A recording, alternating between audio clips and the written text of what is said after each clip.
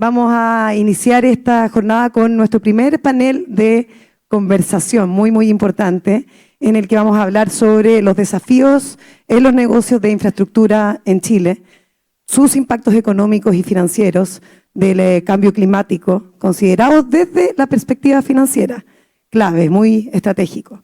Y para cumplir con este objetivo, tenemos el honor de contar con la presencia de tres destacados representantes del sector financiero, quienes van a compartir generosamente sus conocimientos y también sus experiencias. Les presento a estos tres expertos, a estos tres economistas. Sergio Lehmann, economista jefe del Banco BCI. Sergio es Master of Science y PhD en Ingeniería Económica de la Universidad de Stanford.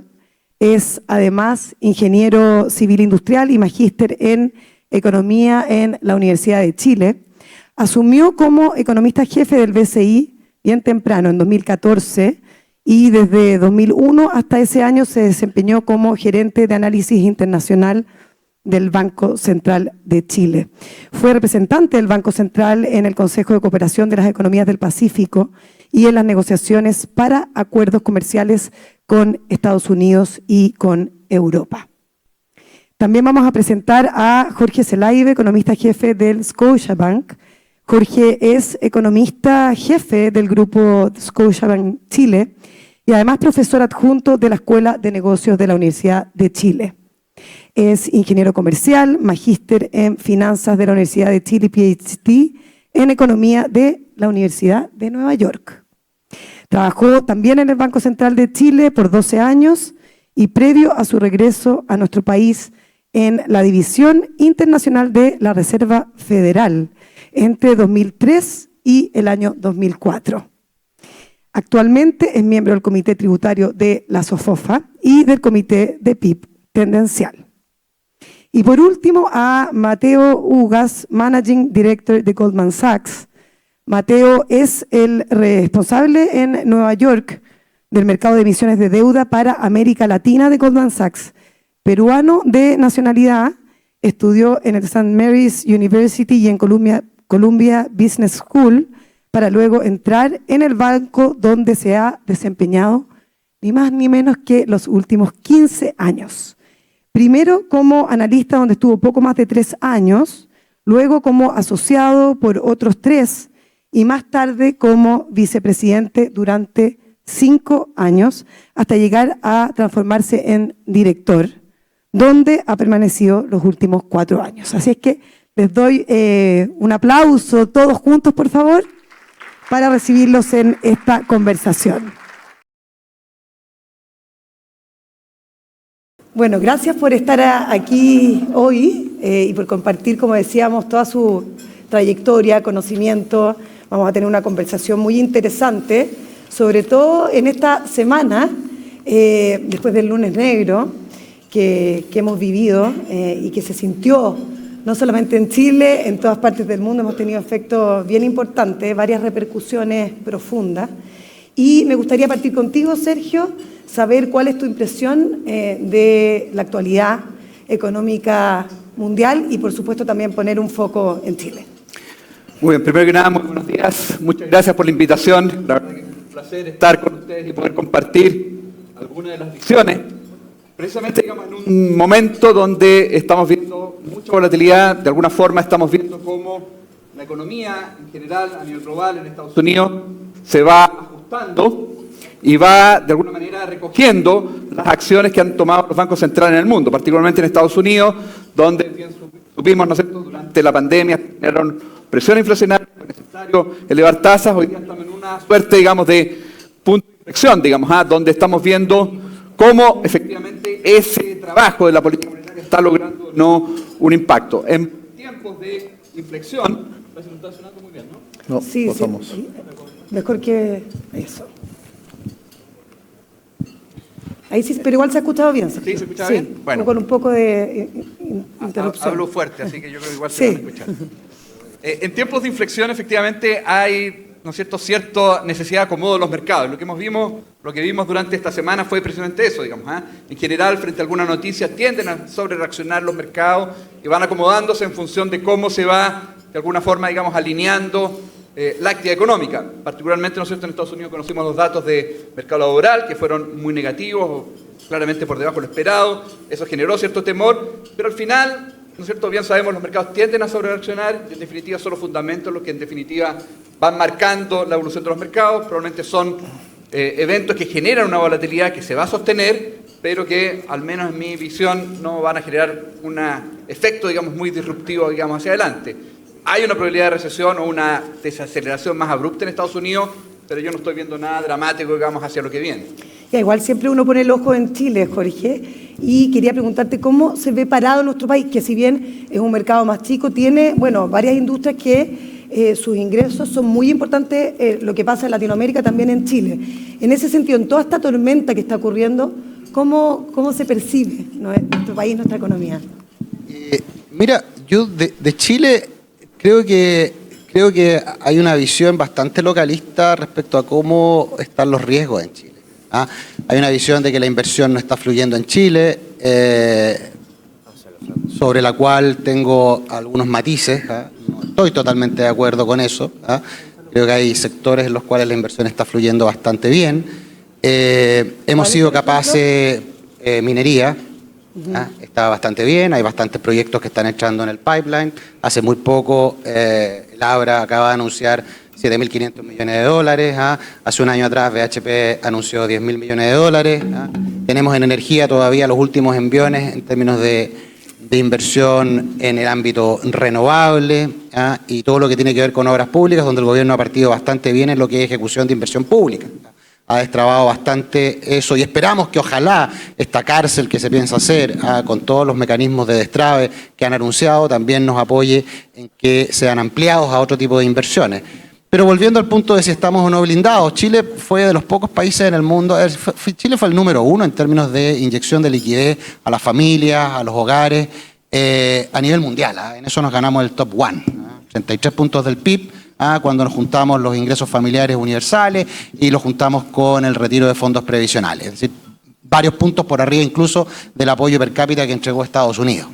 Y hemos lidiado y hemos regresado a equilibrios macroeconómicos. El gobierno avanza en tratar de llegar a acuerdos en 2 reformas estructurales bastante importantes. Hace muy poco acabamos de firmar un protocolo de manera de llegar a algún acuerdo en la reforma de pensiones, que es bien importante, sentados ahora mirando al mundo financiero, es bien importante para el mundo financiero.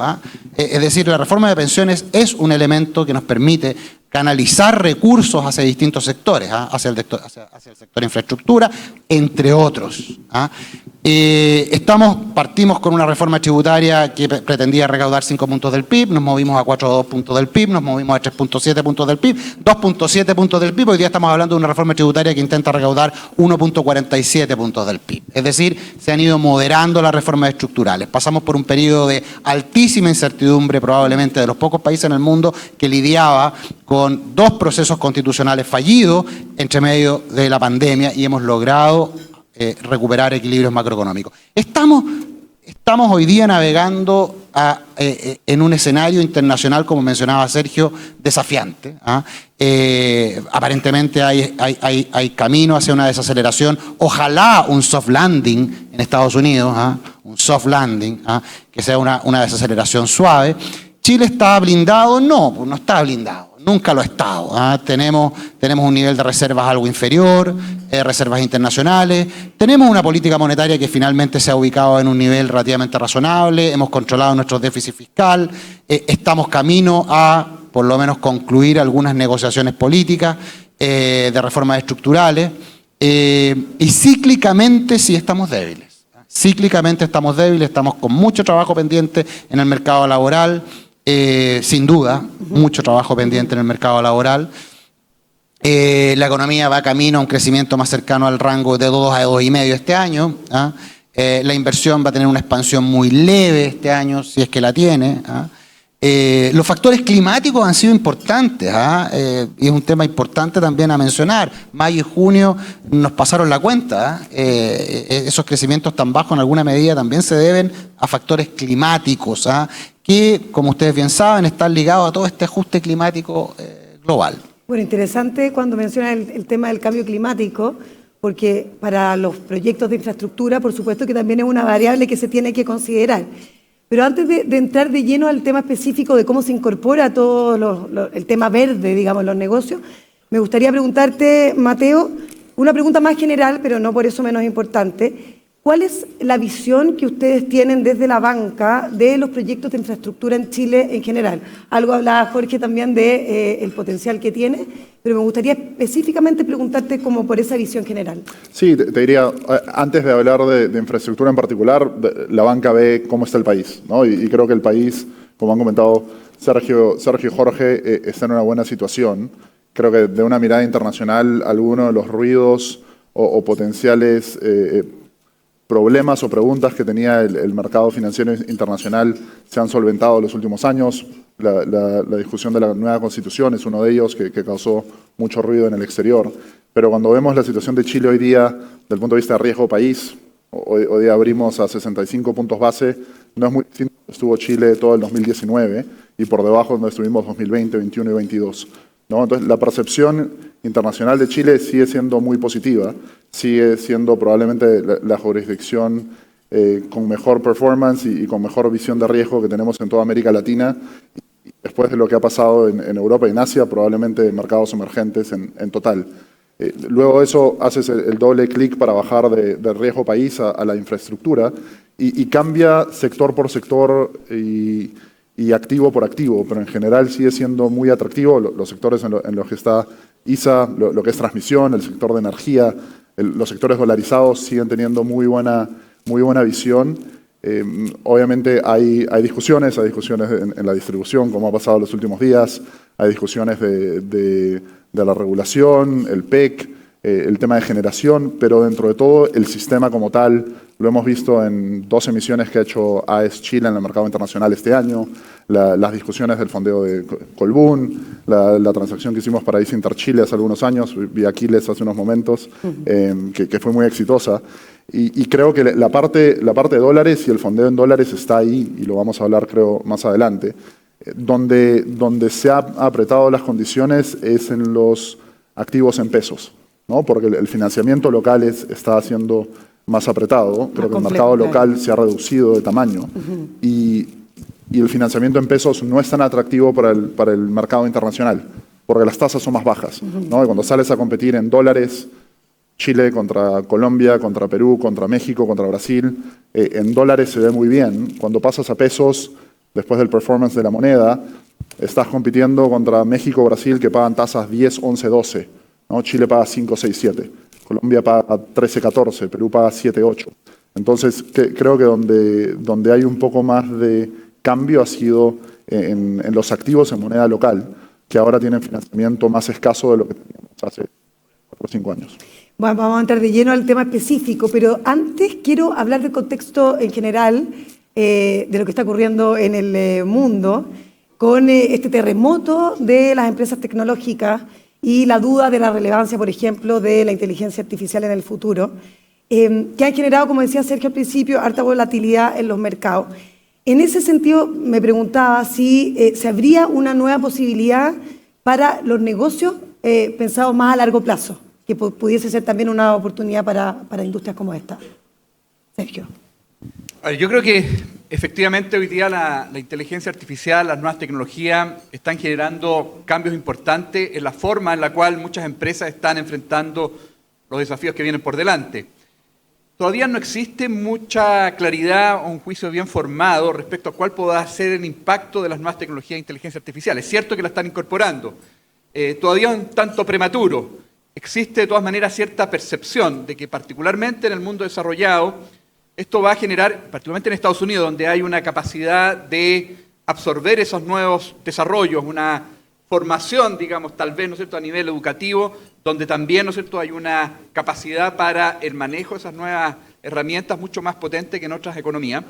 Se estima, ¿no es cierto?, estos son tal vez visiones optimistas, de que esto podría generar incrementos de productividad entre 1 y 1,5%. Se habla de la cuarta revolución industrial, digamos, y eso tiene que ver con, ¿no es cierto?, esta primera revolución, ¿no es cierto?, hace 200 años, que generó efectivamente con la máquina de vapor un salto importante en productividad. Luego el motor eléctrico, 100 años después, digamos, también incremento importante en productividad. Hace unos 30 años también, ¿no es cierto?, incremento en productividad a propósito de la computación, la comunicación, etcétera. Pero todavía no existe mucha claridad. Pero ahí yo creo que hay un desafío importante para América Latina, donde en general en los indicadores respecto a cuál es la capacidad que tiene para aprovechar estas nuevas tecnologías es mucho más limitado, digamos, y aquellos que están también, ¿no es cierto?, previendo cuál es el impacto en productividad que podría darse, se estima que está en torno a 0,5%, es decir, bastante más limitado. América Latina está menos preparada y por lo tanto el desafío que tenemos es, en materia educativa, generar efectivamente las condiciones para que los jóvenes, los niños, digamos, que se están formando, tengan efectivamente las herramientas para aprovechar de mejor manera esas capacidades. Y también a nivel de empresas, digamos. Probablemente hoy día en Chile tenemos más resistencia al cambio que en otras economías. Es necesario también hacer un trabajo interno en las empresas para ir preparándolas de forma tal de que puedan aprovechar estos enormes potenciales, digamos, que pueden significar estas nuevas tecnologías. Eso de la mano, algo que señalabas, digamos, con el tema climático. El cambio climático, ¿no es cierto?, tiene impactos importantes también en materia de actividad, digamos. Hay una visión de que el incremento de las temperaturas que se está previendo hacia adelante va a tener efectos sobre algunos sectores económicos en particular, digamos. Agricultura es bastante obvio, digamos, pero también en otros donde naturalmente eso genera impactos relevantes, digamos. De hecho, por ese lado, se estima que el crecimiento de la economía chilena en particular, producto de los incrementos de temperatura que se vienen hacia adelante, va a ser 3 décimas, 4 décimas menor de lo que estábamos viendo hacia atrás, solamente por ese factor. Por lo tanto, también desde el punto de vista de las tecnologías, tenemos ahí una necesidad importante. Tenemos que invertir en, ¿no es cierto?, cambios en la matriz, dejar de lado las generaciones contaminantes, movernos, ¿no es cierto?, hacia energías verdes. Yo creo que también ahí tenemos un desafío muy importante, de manera tal de enfrentar estos dos caminos, digamos, en materia de desafío tecnológico que estamos enfrentando. Inteligencia artificial, robotización, nuevas tecnologías, pero por el otro lado también el lado climático, donde también tenemos ahí una oportunidad muy grande, en Chile en particular, dado las potencialidades que tenemos en materia de energía eólica, energía solar, para efectivamente aprovechar eso y enfrentar los desafíos que vienen hacia adelante de manera más exitosa. Ya, interesante saber cómo las empresas tienen el desafío de incorporar su inteligencia artificial. Y voy a Jorge si le quiere contestar a Sergio.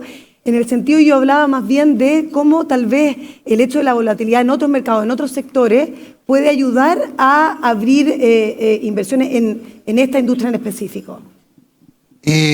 Mira, respecto a la inteligencia artificial, sí, yo solamente complementar lo de Sergio, no tenemos claridad respecto a cuánto vale efectivamente. Es decir, si ustedes participan del mundo financiero, la PU de Nvidia de 60, 70, 80, ¿es la PU correcta o es 100 o es 50? No tenemos idea, porque no tenemos idea cuánto va a permear, cuánto va a generar. Estamos en medio del proceso, por lo tanto yo solo complementar esa dimensión. Y en la dimensión del cambio climático y las inversiones, existen enormes oportunidades, pero también existe una gran incertidumbre. El cambio climático no significa que va a llover menos o va a llover poco. Significa que vamos a tener básicamente volatilidad. Y por lo tanto, cuando yo me voy, por ejemplo, a lo que es infraestructura hídrica, no tengo claridad si tengo que hacer embalses y tengo que desalinizar, porque puedo tener inversión ociosa. Si es que llueve un año o no llueve en el otro año. En Chile, en el ámbito de infraestructura, estamos haciendo algunos avances acotados, lentos, muy lentos. Gran parte de las concesiones, como ustedes saben y como Isa lo sabe, en Chile se han focalizado después de la época dorada de Frei y Lago, se han focalizado específicamente en la infraestructura vial. Nos falta muchísima infraestructura en otro tipo de sectores que fueron las que vimos en la época dorada de las concesiones, y eso le hace bien al ecosistema. En el ámbito del gobierno y pasándonos al punto de cómo se financian estas cosas, el gobierno está haciendo un avance bien interesante en lo que es el Acuerdo Verde. Tenemos hoy día 37% del stock de bonos son emitidos bajo el Acuerdo del Marco Verde, es decir, son ESG. 6 o 7% del stock son bonos verdes, es decir, básicamente orientados a financiar transición energética o transición verde en general. hemos avanzado en la dirección correcta en ese sentido. Hay apetito por parte de los inversionistas por ese tipo de bonos. Chile fue el primer país en Latinoamérica en emitir un bono ESG. Estamos en la dirección correcta. Creo que el tema del cambio climático es bastante complejo, insisto, en términos de que no necesariamente necesita un tipo de infraestructura. De ahí que el Consejo de Infraestructura ha señalado que quizás nos debemos mover a un Consejo Asesor Presidencial que evalúe cuál es el Chile de infraestructura necesaria para esta transición climática. ¿Qué tipo de infraestructura necesitamos? Claro. ¿Cuándo la necesitamos? ¿Dónde estamos en déficit? ¿Cuáles son los lomos de toro que tenemos que eliminar para concretar ese tipo de inversión necesaria para hacerse cargo de este cambio climático?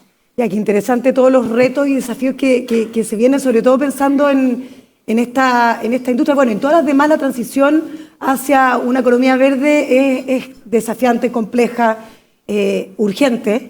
Pero quería preguntarle, ahí la visión a usted, partir con Mateo, ¿qué tan comprometida al final está realmente la banca a financiar proyectos resilientes, sustentables, que midan la huella de carbono? Porque me imagino yo que son igual más caros que los que no lo consideran. Entonces, ¿es una oportunidad o están ustedes un poco más reticentes por toda la incertidumbre que habla Jorge también? En ese sentido, ¿cómo lo estás viendo tú, Mateo? No, creo, y la respuesta de los bancos, sobre todo americanos, cambia dependiendo cómo vayan las elecciones en noviembre. Pero creo que es algo que hace sentido no solo porque sea más caro o no, es los activos nuevos, renovables o más resilientes son mejor crédito, ¿no? Es un activo, una línea de transmisión que permita conectar todo el país, lo hace que el grid sea más estable, hace que no tengas volatilidad, una matriz renovable hace que no tengas volatilidad por lo que pase en Ucrania con Rusia, que haga que los commodities exploten de precio. Entonces, desde el punto de vista de los bancos, nosotros evaluamos riesgos y alocamos un costo o una prima de riesgo por lo que conlleve. La parte del costo y demás, eso lo evalúan los sponsors del lado del equity y cuál es el retorno que le pueden sacar a eso.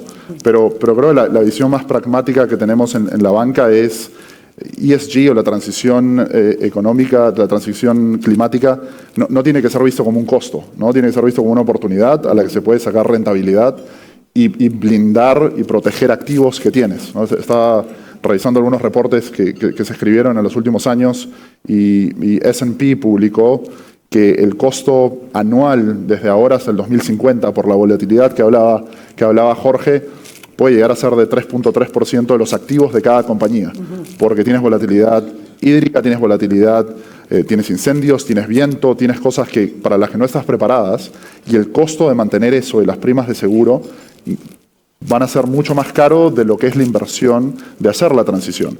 Y si haces una inversión coherente, de una inversión que tenga sentido financiero, no es un costo, es una inversión a la que le puedes sacar rentabilidad, ya sea en el sector de carreteras, en el sector de transmisión, en el sector climático, green hydrogen y las otras cosas de las que se hablan. Y creo que el approach de la banca es más de verlo como una oportunidad que como un costo. ¿Cómo lo ves tú, Sergio? Qué importante la mirada desde el punto de vista de los distintos bancos, digamos, que tienen también distintas visiones. Totalmente alineado, digamos. Yo creo que es importante entender que hoy día existe efectivamente en los mercados internacionales apetito por instrumentos que tengan un componente ESG, digamos, verde en particular. Y probablemente en poco rato más algún bono que no tenga esa característica va a encontrar poco mercado. Sin embargo, yo siento que a nivel local falta más educación, no sé cómo llamarlo, climatológica, en el sentido de que naturalmente hay un impacto relevante del cambio climático que tiene que ver con poca lluvia, más lluvia, digamos, con eventualmente mayores incendios, con efectos, ¿no es cierto?, que de alguna manera afectan el bienestar de la gente, digamos. Pero mi sensación es que todavía probablemente buena parte del público lo ve un poco lejano. Entonces hay que hacer una ocasión para dar cuenta de que este fenómeno tiene impactos económicos relevantes. Va a significar, ¿no es cierto?, necesariamente por efectos de volatilidad, por efectos de mayores inversiones, por necesidad, digamos, de entender que va a haber un impacto en la producción, un crecimiento que es más bajo, digamos. Por lo tanto, hay que educar. La percepción que hay es que, por ejemplo, digamos, cuando uno ofrece en el mercado local un instrumento que tiene un componente verde, no ve una demanda muy alta, digamos, porque eso significa muchas veces a lo mejor tener que entender de que el retorno puede ser algo más bajo, digamos, claro, porque está más claro. focalizado en un sector en específico. Y por lo tanto hay todavía necesidad de generar conciencia de que cuando tú compras un instrumento verde, estás contribuyendo justamente a enfrentar el cambio climático, digamos.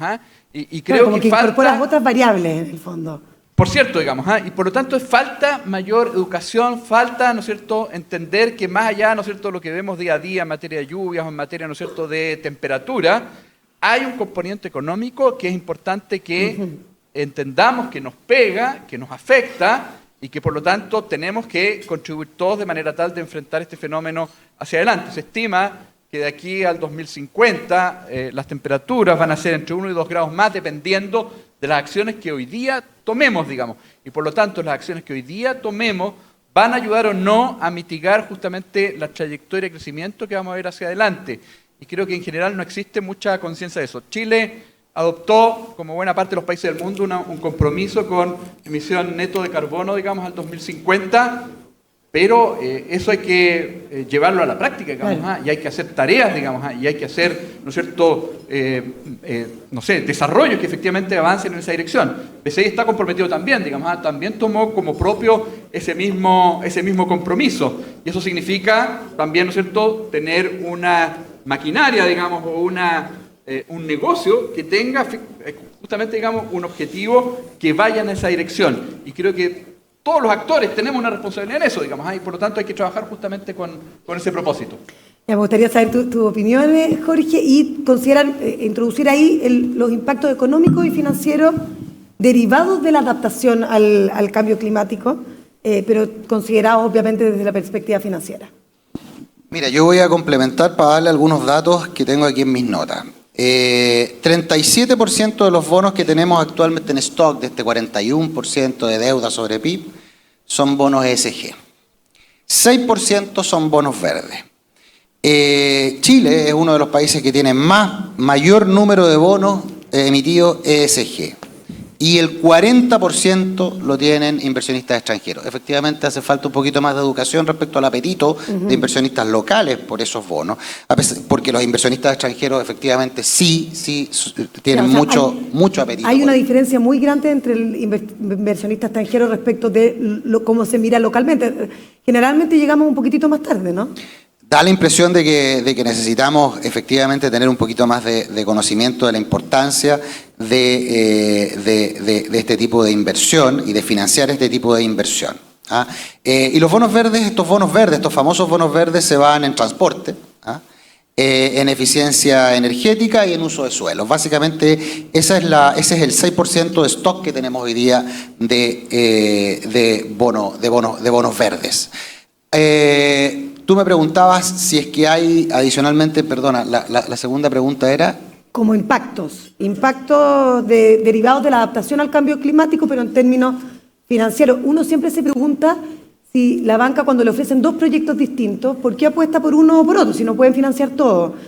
El que tiene, por ejemplo, la huella verde, bueno, yo veía, empresas que mueven activos como BlackRock, por ejemplo, que hoy día casi que eso es una condición per se.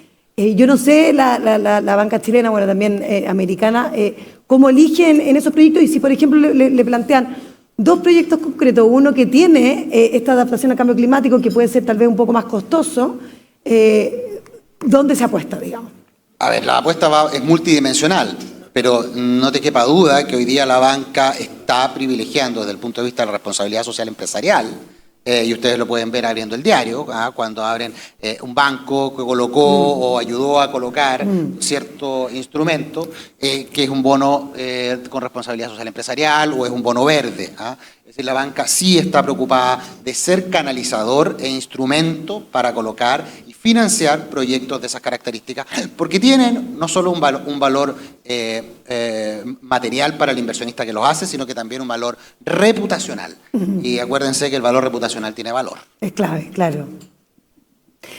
¿Cómo le contestas tú, Mateo? Me gustaría eso, o sea, plantear si ustedes ven algún tipo de riesgo de las ofertas que hacen las empresas cuando piden financiamiento, en que podrían estar bajo lo proyectado en inversión y que si son demasiado temerarios también a la hora de tocar las puertas.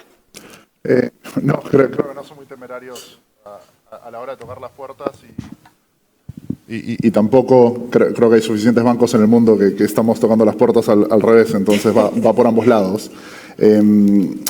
Diría, no, desde el punto de vista de los proyectos, creo que sí hay capital en el mundo que está dispuesto a tomar retornos más bajos para apoyar, como mencionaba Sergio, la transición energética, ¿no? Hay fondos especializados, tanto desde el punto de vista de aseguradoras europeas, asset managers americanos, los mismos bancos, tenemos límites y cupos de compromisos sociales y verdes, en el cual creo que lo divides en tres grupos, ¿no? Tienes cierta predilección por los proyectos verdes o de transición, tienes los proyectos neutros y creo que también tienes los proyectos que son malos para el ambiente. Y creo que también no solo se está privilegiando lo verde, pero se está penalizando mucho a lo que no es verde o va en contra del cambio climático.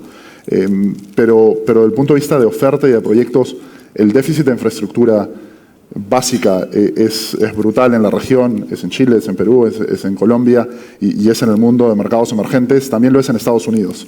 Entonces, parte también viene de la competencia por los fondos, ¿no? Porque hay mucha liquidez en el mundo, pero también hay mucho déficit de infraestructura, ya sea renovable, infraestructura vial y demás, en el cual los proyectos tienen que estar bien pensados, ¿no? Los proyectos tienen que estar bien desarrollados y requieren de sponsors que tengan la capacidad de hacerlos en jurisdicciones que tengan la estabilidad jurídica, la estabilidad política, para hacer una apuesta que mencionabas antes de 20, 30 años, ¿no? Y al final, creo que en un momento hablábamos de AI. AI no compite con infraestructura y no compite con la transición energética. Son bolsillos de demanda distintos. Infraestructura compite con infraestructura, ¿no? Y la transición energética, un proyecto solar acá, compite con un proyecto solar en California o lo compite en Asia. Y creo que ahí es donde tenemos que diferenciarnos y la región tiene que hacer más y necesitamos la ayuda también de los gobiernos para hacer que nuestros países capturen esos flujos que están disponibles a tasas subsidiadas o a mejores retornos que otros. ¿Están bien pensados los proyectos, Sergio, en tu opinión? Yo creo que hay proyectos muy atractivos, sin duda, digamos. Es importante que efectivamente estos proyectos que tengan este componente verde, digamos, o más con compromiso ESG, se desarrollen. Es importante que también desde el punto de vista de los bancos vayamos midiendo cuál es la huella de carbono asociada a los proyectos que se van definiendo. El estándar hoy día más europeo, digamos, y más comprometido probablemente, digamos, con un cuidado del medio ambiente, exige que cada proyecto que se está financiando se le mida cuál es su contribución, particularmente, ¿no es cierto?, lo que es la emisión de CO2, digamos, de manera tal de ir asegurando que efectivamente los compromisos que se han adoptado en materia de descarbonización, digamos, y emisión neta cero, digamos, al 2050 se vayan cumpliendo. Por lo tanto, tenemos que hacer esa tarea de ir midiendo los distintos proyectos. Y por lo tanto, si es que eventualmente vamos a financiar un proyecto que no tiene una contribución importante en esa línea, sí vayamos compensando con otros que vayan efectivamente en esa dirección. Hoy día probablemente tenemos un desafío, tal vez yendo a un tema de infraestructura, digamos, importante, digamos. Probablemente Chile fue líder, ¿no es cierto?, hace algunas décadas atrás en materia de infraestructura y ese impulso probablemente se fue perdiendo, digamos. Y hoy día tenemos la necesidad de ir potenciando justamente la inversión en infraestructura. Yo creo que hay conciencia a nivel país de que efectivamente es necesario avanzar en esa línea, pero bien sabemos que tenemos desafíos importantes. Algo señalaba Mateo, digamos, al comienzo de su intervención. La liquidez en el mercado de capitales chileno se ha reducido, digamos, y eso ha tenido que ver con, ¿no es cierto?, malas decisiones, ¿no es cierto?, que se tomaron en los últimos años en materia, por ejemplo, de retiro de fondos de pensiones. Tenemos que fortalecer, ¿no es cierto?, el mercado de capitales. Tenemos que entregar mayores atractivos, digamos, a las emisiones, con mayor liquidez. Avanzar en la reforma de pensiones sin duda va a ayudar en esa línea, pero es necesario tener conciencia, digamos, que tenemos un desafío importante ahí justamente para generar condiciones de financiamiento para nuevos proyectos más atractivos. Más allá, ¿no es cierto?, el tema de permisología, digamos, que está súper tratado, súper debatido, súper conocido, pero que también, ¿no es cierto?, es necesario avanzar. Han habido algunos avances todavía tal vez tímidos en el Congreso, pero son desafíos importantes para efectivamente estos proyectos, estas buenas, ¿no es cierto?, ideas que se están planteando en los distintos ámbitos, infraestructura, energía, efectivamente vayan avanzando y vayamos entonces también contribuyendo justamente en esta idea, en esta perspectiva, en este objetivo de ir mejorando la calidad medioambiental, digamos, y reduciendo las emisiones. Sergio, vamos a hacer un pequeño corte para recibir a nuestro ministro de Hacienda, Mario Marcel, que generosamente también decidió acompañarnos en este encuentro financiero hoy. Le damos un caluroso aplauso.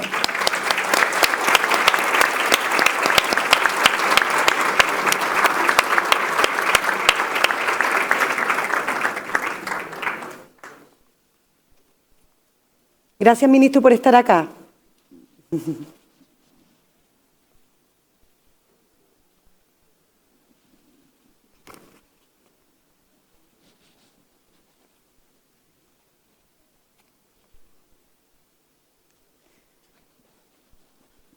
Bueno, hartos desafíos enfrenta esta industria en particular, también la banca. El ministro que acaba de llegar también lo sabe bien. Así es que podríamos continuar con eso, Jorge, con los desafíos específicos, macro y micro, que tenemos que mirar y también abordar las trabas, así como también las presentaba Sergio, las principales trabas que tú estás viendo para lograr convencer a los inversionistas que apuesten por el tema de infraestructura. Si hemos visto que el tema de concesión está bastante parado en los últimos años, tiempo. Sí, solamente para colocarle en dimensión, nosotros materializábamos concesiones por cerca de 1 punto porcentual del PIB en la última época de Frei y en el periodo de Lagos. El 2005 marca un cambio drástico, y no tiene que ver con un tema de gobierno, tiene que ver con un tema que lo mencionaba Sergio, la dificultad para materializar inversiones y que éstas lleguen finalmente a término. Desde ese momento estamos viendo que se materializan concesiones por entre 0,1 y 0,2 del PIB. Es decir, 5 a 6 veces menos de la materialización de concesiones que teníamos. Más aún, se ha concentrado las concesiones y la materialización de estas en 2 sectores, principalmente el sector vial. Y créanme que necesitamos inversiones en otros sectores. Estamos ahora haciendo o elaborando un fast track para una cárcel. Ojalá que podamos trabajar en que ese fast track y lo que aprendamos del proceso de materialización de esta cárcel se utilice también en otras concesiones y que seamos capaces de acelerar lo que tiene que ver con la materialización y la concreción y la llevada a puerto de estas inversiones tan importantes. Y esto pasa, por supuesto, por el concepto que es bastante negativo, pero que tiene que ver con la permisología. Ahora, déjenme hacer un paréntesis para no ser tan localista.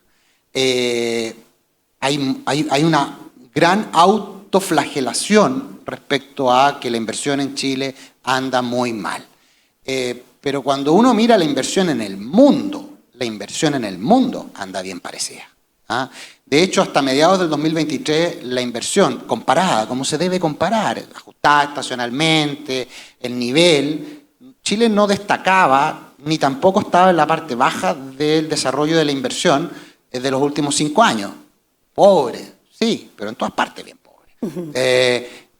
Claro, escapándose México con el nearshoring y por abajo Canadá por otras razones de diversa naturaleza. Chile en el medio. Desde mediados del 2023 se produce una caída de la inversión en Chile que es un poquito más idiosincrática y que tenemos que analizar el por qué. Tiene que ver con temas de permisología, tiene que ver con la falta de algún proyecto grandote, pero yo no quiero ser autoflagelante con la inversión. Necesitamos más inversión, sí, pero también tenemos que ver que en el mundo hay escasez de inversión, inversión de esa que nos gusta tanto. Eso es lo que puedo decir. Y la mirada tuya, Mateo, para ya ir cerrando esta primera parte, porque tú tienes una mirada, claro, un poquitito más global con un banco que tiene su matriz fuera, digamos. Sí, creo que hay la mirada del lado de equity y del lado de deuda. De nuevo, del lado de deuda, la visión de Chile sigue siendo bastante positiva y mucho del ruido que se tenía se ha quitado. Entonces, de nuevo, riesgo país, las colocaciones en dólares y en pesos de la República las últimas semanas han sido muy exitosas y mientras el mundo se sigue complicando aún más, digamos, en promedio nos vemos un poquito mejor. Pero no, regreso al punto de la competencia. Sergio mencionó los compromisos al 2050, la cantidad de inversión que se necesita de acá al 2050, y tengo es 275 trillion, que son billones en español, pero es una cantidad desorbitante de inimaginable, dinero, de claro, inversión que se necesita por los próximos 26 años para llegar a los límites que necesitamos como planeta para hacerlo un poquito más sostenible.